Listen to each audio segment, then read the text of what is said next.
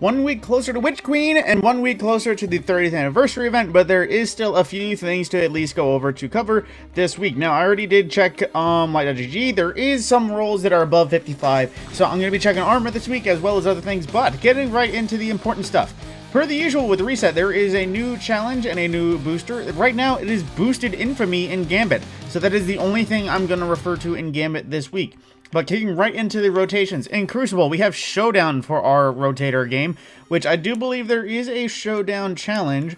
So, here, checking the challenges, let's see, Entertain, Showdown, correct. So for week 4, if you haven't completed this and you're still looking for more Bright Dust, more XP, or just to complete challenges so you can get all 75 of the required ones for the big loot bonus, then this is one to go for because it is only available this week and will likely only be available once or twice more before the actual season ends. So, just to hop on that just in case. Now, going into an important one, as many of you may have missed it, last time Hothead and Hung Jury was around, it was during the Corrupted Grandmaster, so a lot of people didn't get their hands on new Adept versions of that.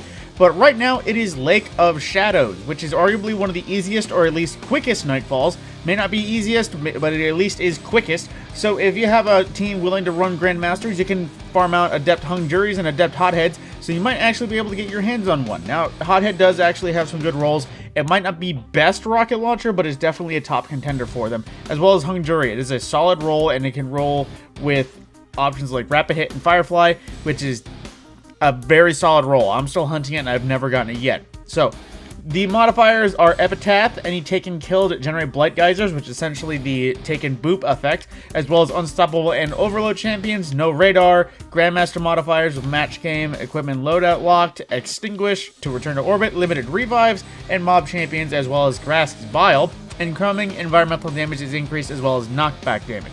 So don't need to specify for any particular type of enemy. You might just want to benefit from concussive dampeners, but there's nothing that's extreme, no specific elemental attunement that is enhanced. It is just general damage.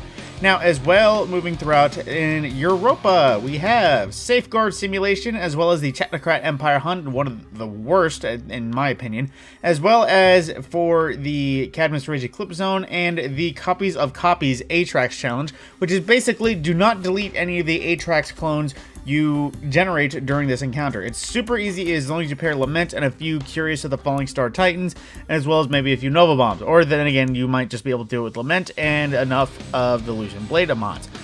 Now, checking into the Vault of Glass, it is Gatekeeper Challenge with, let's see, for our Master Weapon, Discipline Focused Armor, and since it is Gatekeeper Focused Challenge, that means it is Hezen Vengeance. Spam phone call, excuse me. As well, moving into raids as well for the Moon.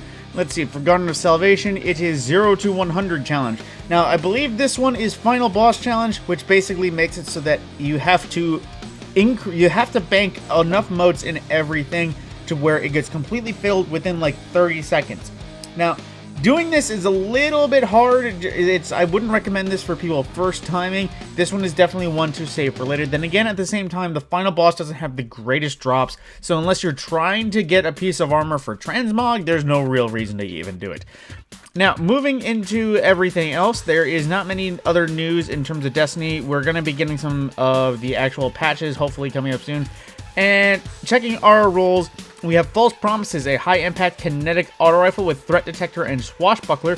Not a terrible roll, and not terrible barrel and mag perks either. Now, it doesn't have scope just because of the way it looks, but for some reason, it's not telling me the benefits of any of these perks. And a stability masterwork. Now, as well, Lonesome, rapid hit swashbuckler. That's actually a very good roll, but per the usual, in my opinion, it's on a sidearm, and this sidearms have always been more so a Crucible meta. The only way sidearms even seem possible is charged with light loadouts. But Eternal Blazon, one with armor piercers, full auto trigger, and disruption break. So this one might not be a terrible idea for the next time anti-barrier scouts around, as armor piercing actually does have additional buffs in addition to barrier rounds. Like, if you don't know what I mean, armor piercers actually do bonus damage to barrier rounds as instead of just not armor piercing. It's not much of a difference, but it is one. Now, the Vision as well, Killing Wind Elemental Capacitor, another sidearm with a very big influence on Crucible roll just because it is a 3-round burst Amalon sidearm that is definitely more meant for Crucible. Now, Outrageous Fortune is something that has been nerfed and has never been as powerful since Ambitious Assassin autoloading with Spike Nade. If you needed a solar grenade launcher, I'd say take this, but yeah, otherwise there are better options. Now as well, Bad Omens, it's not terrible. Kill Clip is pretty powerful on a rocket, considering, you know, it is a heavy. Kill Clip does give you like a 30% damage buff or something like that. But Snapshot Sights, no impact casing, just blast radius mesh sword. It is not the greatest option in terms of weaponry. There are some ringers, but there is much to be looked for. Now to check our armor rolls on all of our characters. For Titans, we have some options with a pair of gauntlets at 52, generally all around except for a low spike in resilience and intellect. So it is solid all around for every other option than those. But our chest plate, 53 with a spike in discipline and a small spike in mobility, so I wouldn't generally recommend that. However, the helmet is a 56 roll with a high discipline, intellect, and mobility stat, and a pair of boots at high spike everywhere but mobility. And I honestly wouldn't say those boots are a terrible idea if you need some better stat armor, just because mobility is one of the most useless perks on anything aside from a hunter. That being said, it is time to rotate to our other characters to see what they have to offer. Before anyone judges me for using an Arbalist, this loadout is actually pretty freaking meta for a Master Templar kill. Not only just because of the fact that it's 3 fusion rifles and it can take full advantage of particle deconstruction, you're the only person that needs to have particle deconstruction because you're the only one applying it and your only weapon damage are fusion rifles. So, aside from that little rant of people criticizing my loadout there, for Warlocks, we have, for a pair of gloves, high mobility, high discipline, which is not that great for a Warlock, but then a 57 roll that has high resilience, high intellect, which these is actually not terrible options for general Warlocks. As much as they say recovery needs to be there, resilience is also an option just because it's easier to tank some more. Speaking of recovery, this one has high recovery, high discipline, which is definitely meant for Warlocks, but at the same time, these boots not even worth looking at because they are 49. I would not even bother checking anything below 50 if you didn't need just a piece of armor to wear until you can get something higher power. That being said, time to check our hunters.